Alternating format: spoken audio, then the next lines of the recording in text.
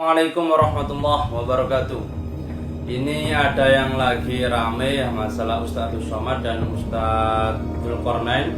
Kita lihat dulu. Wa yabqa wajhu rabbika dzul jalali wal ikram. Semuanya binasa, yang kekal hanya wajahnya. Gimana memahami ayat itu kalau tak ditahwil? Semuanya binasa, yang tinggal wajahnya. Jadi Tuhan itu macam Angry Bird lah.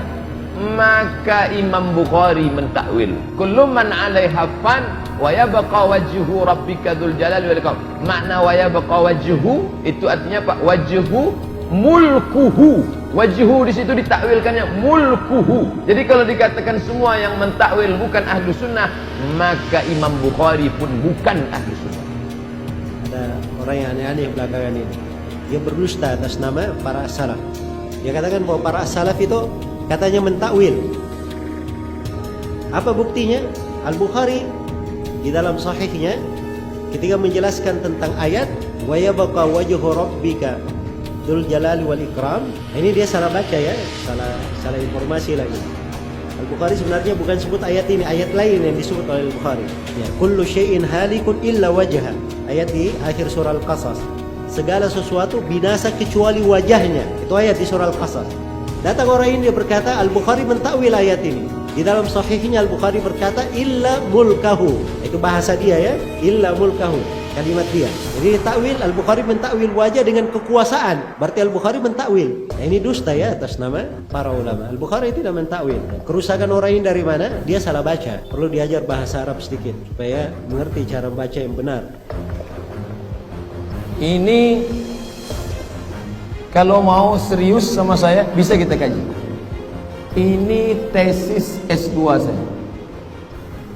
Hampir 300 halaman. Pakai bahasa Arab, bukan Arab Melayu, bahasa Arab asli. Disidangkan di depan orang Arab. Jadi kalian yang mau serius-serius datanglah kalau mau serius. Apa benar? Siapa yang benar masalah?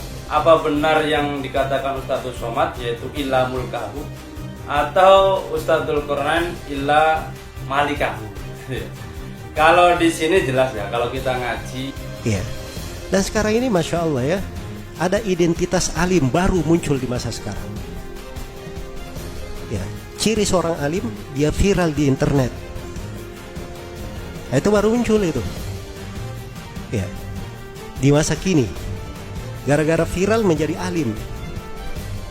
Nah, ini subhanallah harus dipahami oleh seorang penuntut. Contoh lain, ada seorang ustadz ahli syubhat, saya singkat UAS.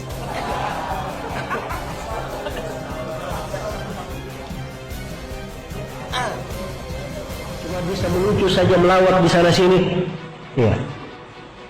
Bisa melawat sampai ke luar negeri. Kemudian dia mengatakan bahwa jalannya para salaf adalah apa? Ada beberapa komen di YouTube saya baca, YouTube sama Instagram sama Facebook, ditulisnya di situ, jangan dengarkan Ustadz pelawak. Jangan dengarkan Ustadz pelawak. Hai yang mengatakan saya Ustadz pelawak, kira-kira ada tak Ustadz pelawak di Indonesia ini yang bukunya setebal ini?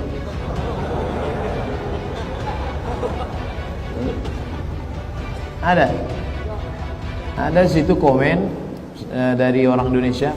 Dia belum layak untuk ke sana. Jelas ya? Nah, inilah diantara fitnah di masa sekarang ini. Sedikit-sedikit ada suatu harus tanggapi, ambil kamera, pasang, dia sikapi tentang suatu. Belum tentu dia layak berbicara tentang suatu itu. Nah, ini menyebabkan masalah-masalah.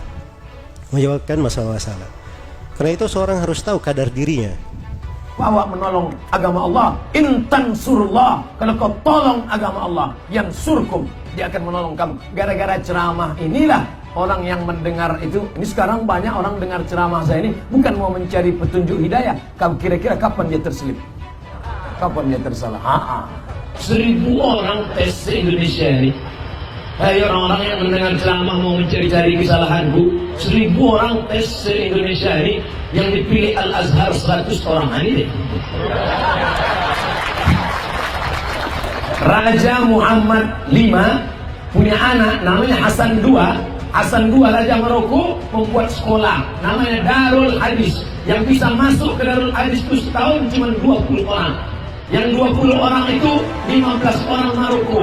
Yang 5 orang diperebutkan seluruh dunia. Satu dari yang 5 orang ini.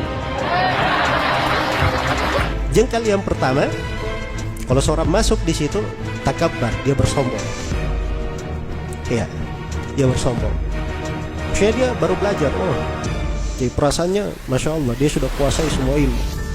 Dia sudah lebih hebat dari orang. Iya, dia sudah lebih hebat dari orang. Dan itu mirip ya di masa kecil dulu ketika kita belajar ilmu bela diri, baru belajar 1-2 jurus, masya Allah. Ya. Seakan-akan jawara sudah satu kampung, kan begitu? Nah, dari 20 orang itu yang masuk tahun 2004, dari 20 orang yang masuk 2004 yang selesai setahun 10 bulan, yang paling cepat selesai di antara 20 orang itu saya deh. Tesisnya 300 halaman, disidangkan di depan 3 profesor, selesai tercepat di antara 20 orang. Jadi kalau kalian nggak pula yang hanya modal buat status pendek, diviralkan orang, lalu terkenal, tak level. At-takabbur lil mutakabbir sedekah. Orang yang sombong kepada orang yang sombong itu sedekah. Jadi saya sedang bersedekah. Kepada kalian yang cari-cari kekeliruan kesalahan saya. Takabburu alal mutakabbiri sedekah. Katanya bersombong terhadap orang yang sombong itu adalah sedekah. Ini hadits tidak ada asal usulnya dengan lafaz itu. Iya. Kalaupun ada, itu hadits yang batil, tidak diterima. Apa maksudnya sombong pada orang yang sombong adalah sedekah? Itu ucapan Imam Syafi'i. Iya. Kalau dai tidak seperti itu akhlaknya. Dia itu menyampaikan sesuatu berdasarkan Al-Quran dan Sunnah. Padahal yang dicintai dan diridhai oleh Allah Subhanahu wa ta'ala. Jangan berbicara sembarangan. Ya, tidak ada hadits yang seperti itu bunyinya. Yang baik dari Allah, yang tak baik dari saya sendiri. Bila ada yang salah, tunjuk, ajar, luruskan saya. Karena kita jangan pernah. Ini kadang banyak orang sombong, baru ada tazkirah 2-3 tempat sudah merasa selevel dengan Imam Syafi'i. Syafi'i makan, saya makan. Syafi'i minum, saya minum. Syafi'i baca Quran, saya pun baca. Maka Syafi'i berijtihad, saya pun berijtihad. Jangan ikut Imam Syafi'i, kembali ke Quran dan Sunnah. Syafi'i yang awak cakapkan tadi, Syafi'i mana? Atau hikmah yang kelima, jangan pernah mengaku alim, tapi jadilah muta'alim, belajar. Nah, ini yang menjadi masalah ya, orang-orang yang munculnya di YouTube ya. Ya, siapa yang bikin aneh-aneh itu biasanya cepat dikenal di tengah manusia. Kok sombong kali Ustaz malam ini? Aku tak perlu menjelaskan diriku pada sahabatku karena mereka mencintai aku, dan aku tak perlu menjelaskan diriku pada musuhku karena tak akan berpengaruh pada cara pandang mereka terhadap aku. Tapi aku perlu bercerita supaya anak cucu tahu. Jangan sampai nanti ada orang ngejek anak cucu saya, atuk kau pelawak.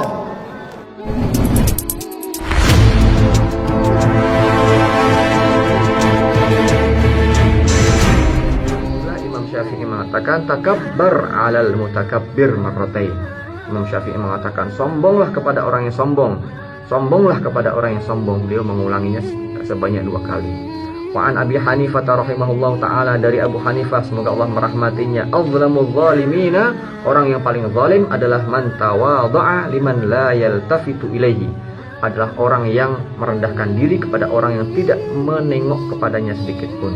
Maka dari sini kita mengetahui bahwasanya apa yang disampaikan oleh Ustadz Abdul Somad itu maknanya benar, bahwa sombong kepada orang yang sombong adalah takwil dalam Al-Quran Atau di situ pembahasan ayat kullu syai'in halikun illa wajhah.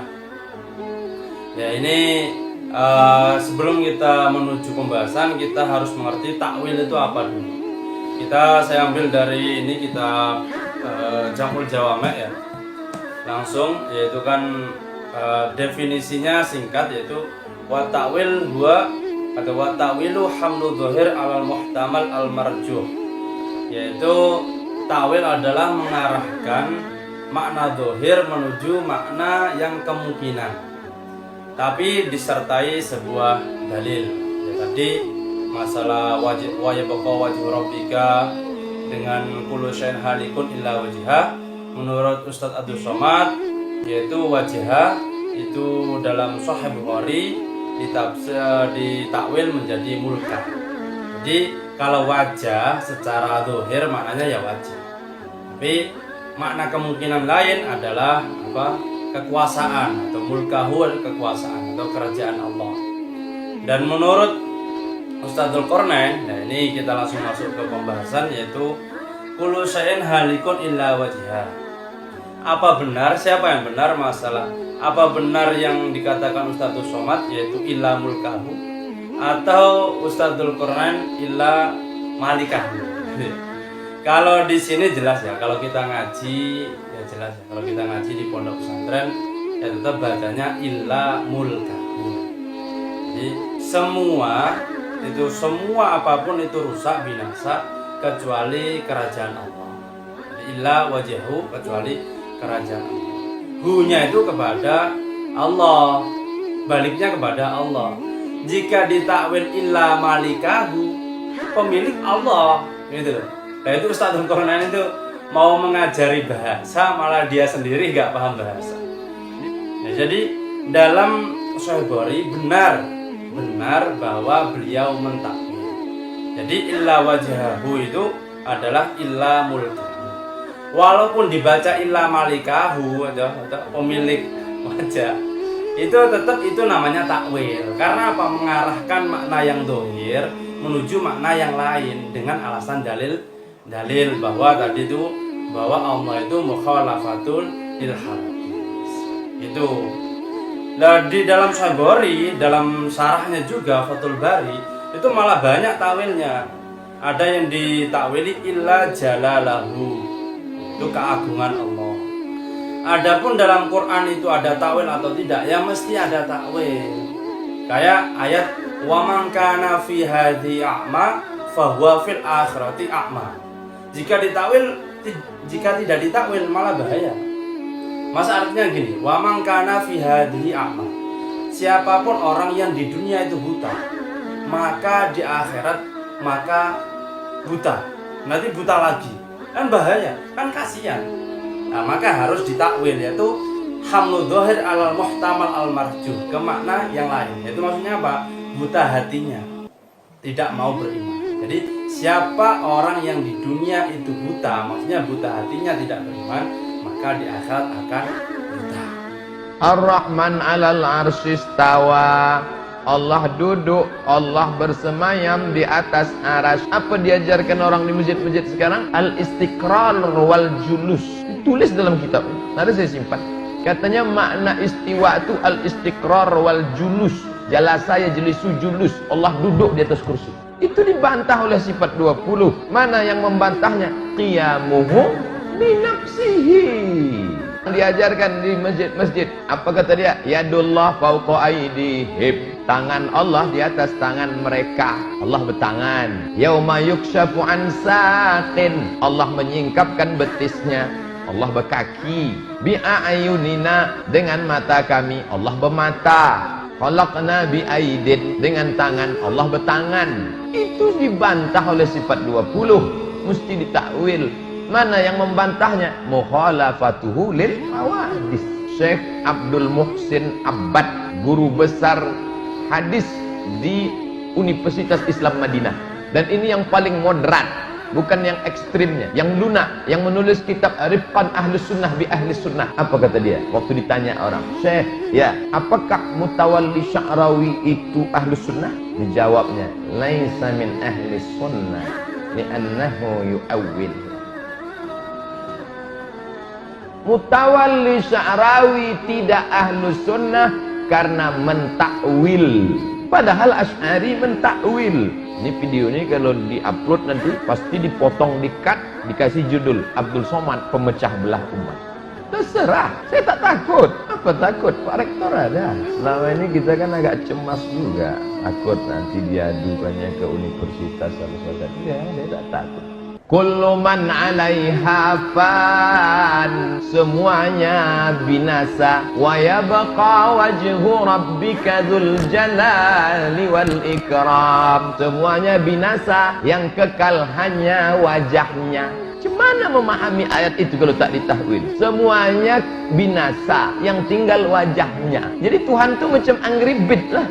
Maka Imam Bukhari mentakwil kullu man 'alaiha fan wa yabqa wajhu rabbika dzul jalali wal ikram. Makna wa yabqa wajhu itu artinya apa? Wajhu mulkuhu. Wajhu di situ ditakwilkannya mulkuhu. Jadi kalau dikatakan semua yang mentakwil bukan ahlu sunnah, maka Imam Bukhari pun bukan ahlu sunnah.